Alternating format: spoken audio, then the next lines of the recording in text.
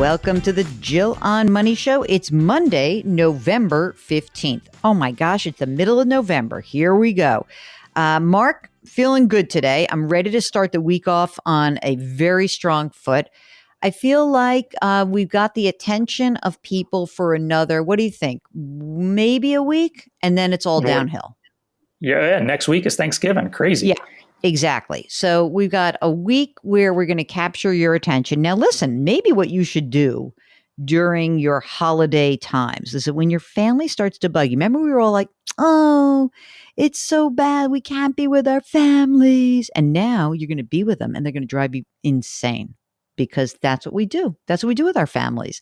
While you're kind of like, oh, no, I need to get away. Maybe what you should do is go to the website, jillonmoney.com. Click the contact button and ask the question that you've been waiting to ask for a while. And we'll get your note. And don't forget to let us know if you want to come on the air. Today, we are talking to Brooke. She is on the line from Pennsylvania. Brooke, are you cooking for Thanksgiving or are you going somewhere else?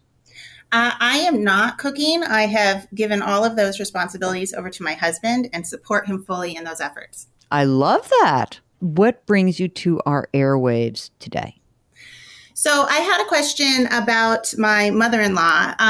She actually she's not super well-to-do, but she has all of her life savings in a Merrill Lynch account. And as she ages, she's looking to potentially sign that over to my husband and I. Mm-hmm. She's just worried about kind of as she gets older and healthcare costs and, maybe prematurely draining that account due to those things.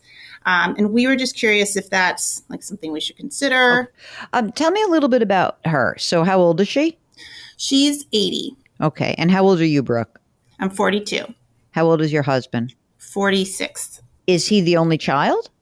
No, he has a brother who actually came up with this idea after seeing his own mother-in-law go through a negative health situation. Are both your husband and your brother in similar financial situations? Hard to say.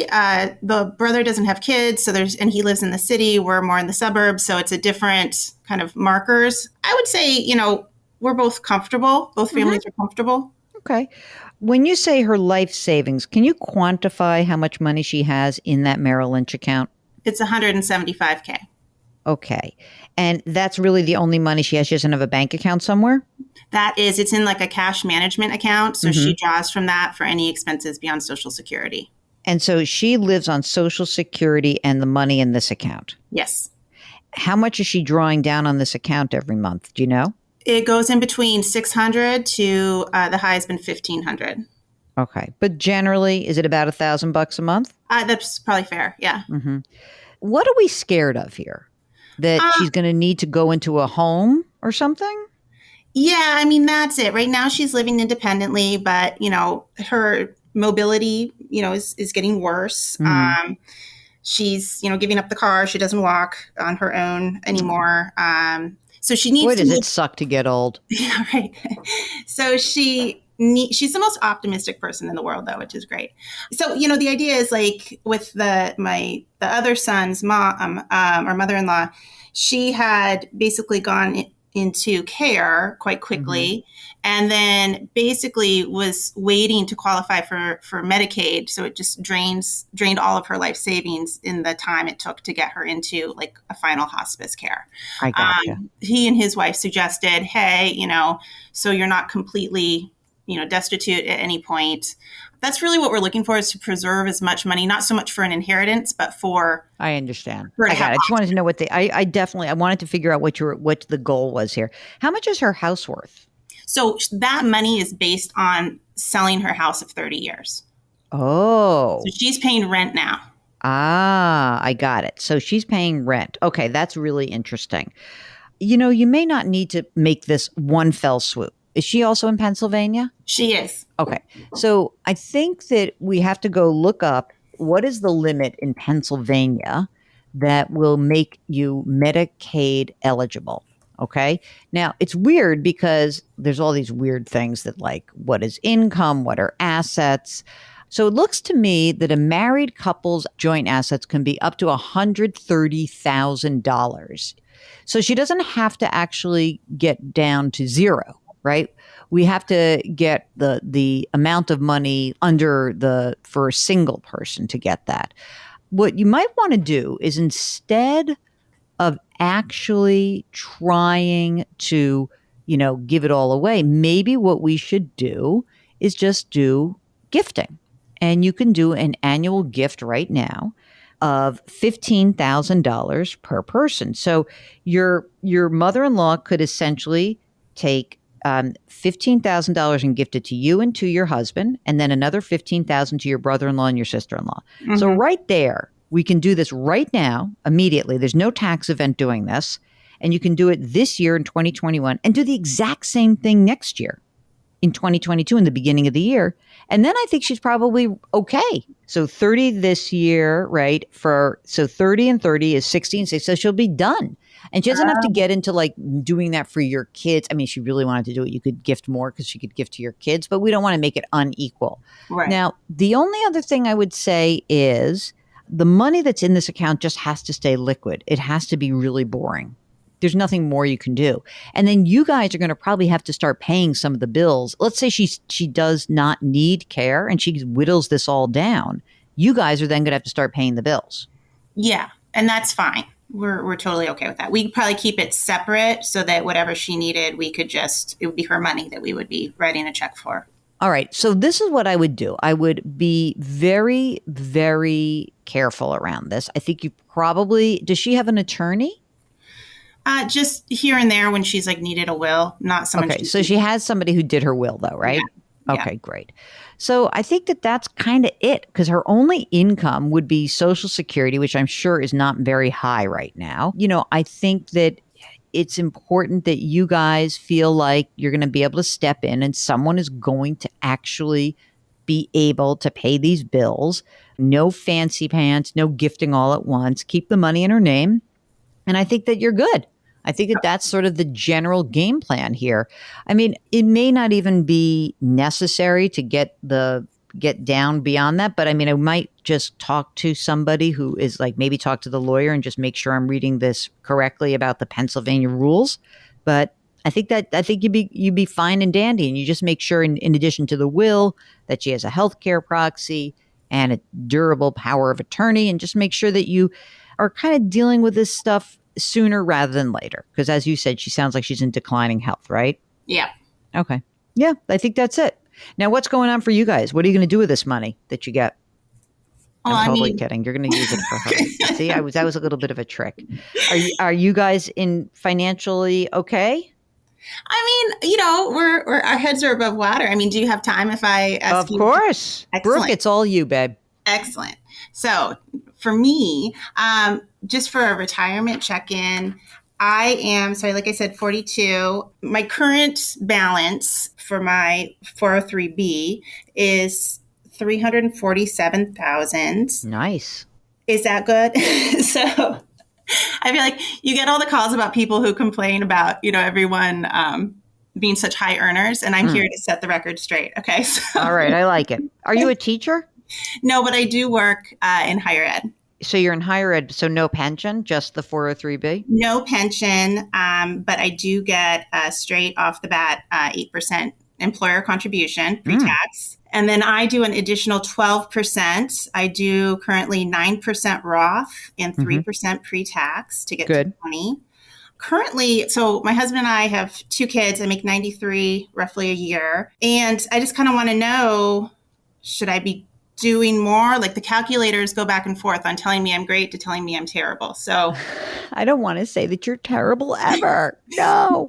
Are you the sole wage earner in the family? I am. My husband brings in maybe like $10K. Our youngest is getting to the age where he will now, try to go back to full-time work. But right now, these are what our numbers are that we have to work. And how much is your house worth? This time has been good for us. We are at, I'd say we're probably like close to 350, 340, 350, somewhere there in there. Mortgage balance? About 170.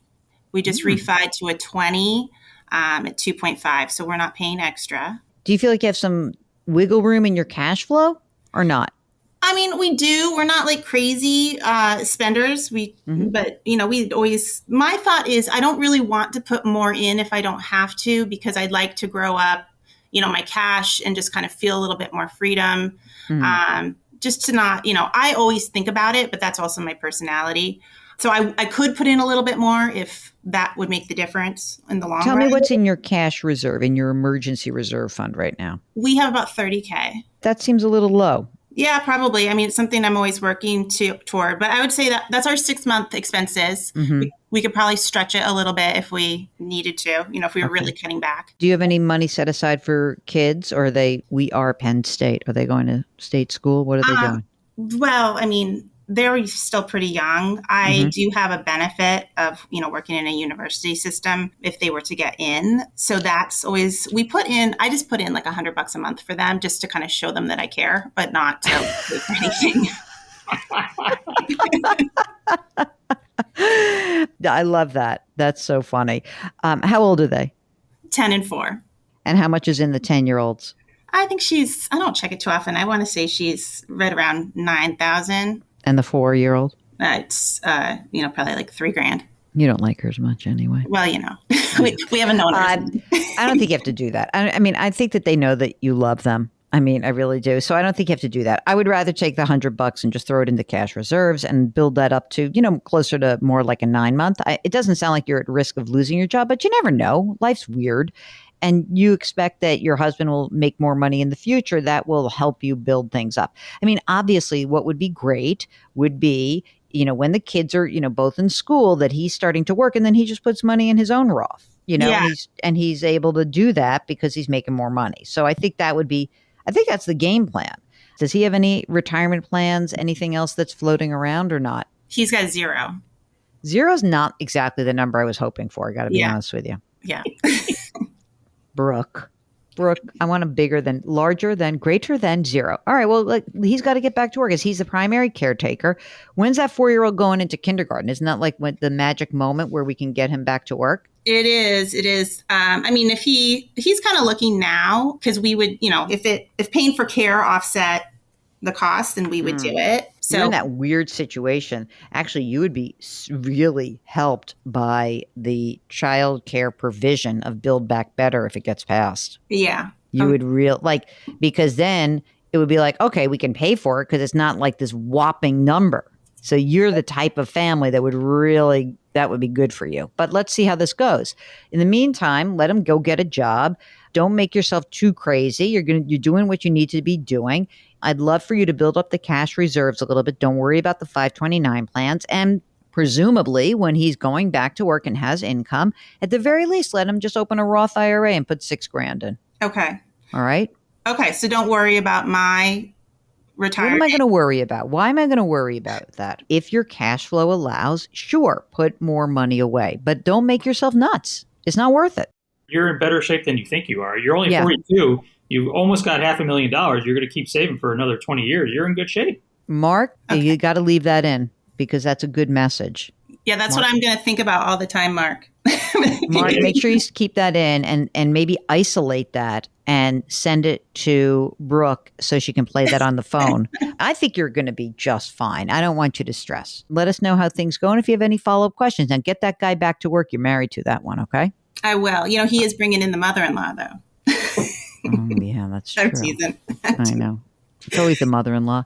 If you, like Brooke, want to know how to get your in-laws to gift to you in a way that's tax efficient, or if you want to talk about your retirement or your kids' college education, just give us a holler. Go to JillOnMoney.com and click on the contact button. So easy. Now, while you're on the website, you're going to see there are 2 podcasts that we have. This one, Jill on Money, every single day. And then we have Eye on Money, which is the Viacom CBS podcast we do. And that drops twice a week. So if you want us 9 days a week, 9 episodes a week, then you can just check it out. Do that. Subscribe right there. And remember, we are here for you. So again, just if you've got a question, please don't hesitate. Try to lift someone up today. Grit, growth, grace. We'll talk to you tomorrow. Thanks for listening.